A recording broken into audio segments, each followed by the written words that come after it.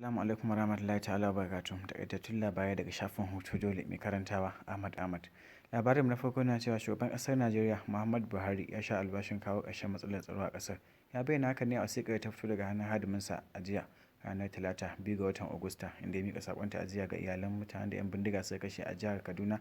Filato da kuma Sokoto a hare-haren da suka kai wa jihohin, inda ya ce kwanan nan za su magance matsalar domin ya baiwa dakarun sojoji da kuma 'yan sanda damar gamawa da 'yan bindiga a cikin ƙanƙanin lokaci.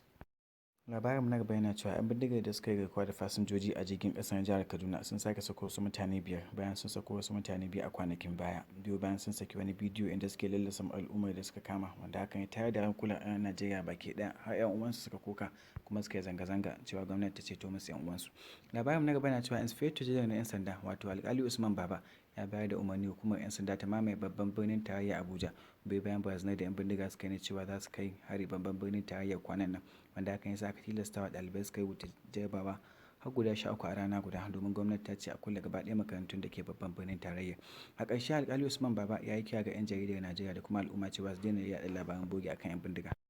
Labarin na gaba yana cewa gwamnan jihar Katsina wato Aminu Bello Masari ya yi kira ga al'ummar Najeriya cewa su tashi tsaye domin su kare kansu da kansu, su daina jira dole sai gwamnati da hukuma ta kawo musu ɗauki, domin ya ce 'yan sandan Najeriya da kuma sojoji ba za su iya kare su daga hare-haren da 'yan bindiga ke kai musu ba, da ya ce ya kamata su yi koyi da ƙasar Amurka domin al'ummar Amurka da kansu suke kare kansu, kuma ya ce matsalar tsaro ba jihar Katsina da Najeriya kaɗai ake fama da ita ba, hatta Amurka da China duk 'yan bindiga suna kai hari. Yayin labarin na gaba yake cewa yawancin 'yan majalisar dattawa sun amince da tsige shugaban ƙasa wato Muhammadu Buhari, inda wani sanata Adamu na jihar Bauchi bayyana cewa shi kanshi ya amince da kuma wasu membobin APC da sun amince da tsige shugaban ƙasar kan matsalar tsaro, domin sun yi iya bakin ƙoƙarin su domin su taimaka wa gwamnatin tarayya a magance wannan matsalar, amma kullum abin ƙara taɓarɓarewa yake yi. Saboda haka zaɓin su na ƙarshe kawai shine shugaban ƙasa Muhammadu Buhari, idan har ba zai iya magance matsalar tsaro nan da makonni 6 ba to za su tsige shi.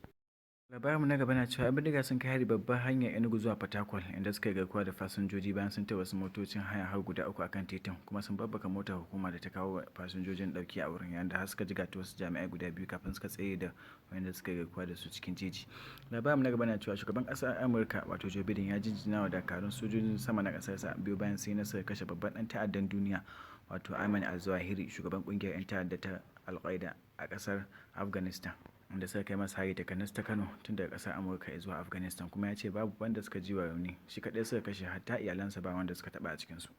Hukumar da ke yaƙi a kan masu safarar miyagun ƙwayoyi ta NDLEA ta kama wasu kamfanonuwa guda 2 a jihar Anambra da kuma Lagos wanda ke sarrafa gurɓatattun magunguna a Najeriya, kuma ta ce ta kulle kamfanonuwan nasu yayin da ta kama su tare da ma'aikatansu baki ɗaya.